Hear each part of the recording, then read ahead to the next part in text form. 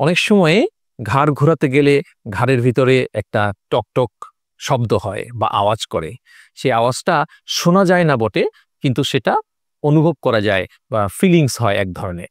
তাহলে এবং অনেকে এই টকটক আওয়াজ তা অনেকে এনজয়ও করে এবং অনেক সময় অনেকে সেলুনে গিয়েও এই আওয়াজটার জন্য অনেক সময় ঘাড় ফোটায়। তাহলে আগে আমরা যদি বোঝার চেষ্টা করি যে শব্দটা কেন হচ্ছে এবং শব্দটা যদি ইয়াং বয়সে হয় একরকম কারণের জন্য হয়, আর এটা যদি বয়স্ক মানুষের 50-র পরে যদি সেই শব্দটা হয় আরেক কারণে হয়। সাধারণত ইয়াং মানুষের ক্ষেত্রে আমাদের যে এখানে ঘাড়ের যে জয়েন্টগুলো আছে, সেই জয়েন্টের মধ্যে অনেক সময় ফ্লুইডের একটা ইসের জন্য ঘোরানোর সময় সেখানে এক ধরনের গ্যাসও হয়, আবার ফ্লুইডিটির ইসের জন্য একটা শব্দ হয়। এটা নরমাল। কিন্তু যদি এটা কন্টিনিউয়াস হতে থাকে তাহলে বুঝতে হবে যে আমাদের ঘাড়ের যে জয়েন্টগুলা আছে সেই জয়েন্টের কোনো ডিসফাংশন বা কোনো একটা সমস্যা হচ্ছে।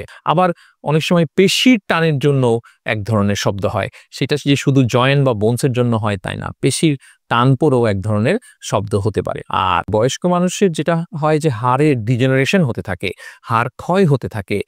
এই ক্ষয়টা আসলে বয়স্ক মানুষের জন্য এজিং প্রসেস, এটা হতেই থাকে, সবারই হয়। কারোর একটু কম হয়, কারোর বেশি হয়, কিন্তু সবারই হয়। সেই ডিজেনারেটিভ প্রসেসে দেখা যাচ্ছে যে আমাদের জয়েন্টের ভিতরে যে ফ্লুইডিটিটা সেটা কমে যায়। যখন ফ্লুইডিটিটা বা অয়েলি ভাবটা জয়েন্টের ভিতরে কমে যায়, তখন কিন্তু আমাদের একটা ২টা হাড়ের যে সংযোগটা হয়, সংযোগের মধ্যে তখন ফ্লুইড কমে যাওয়াতে এক ধরনের শব্দ করে।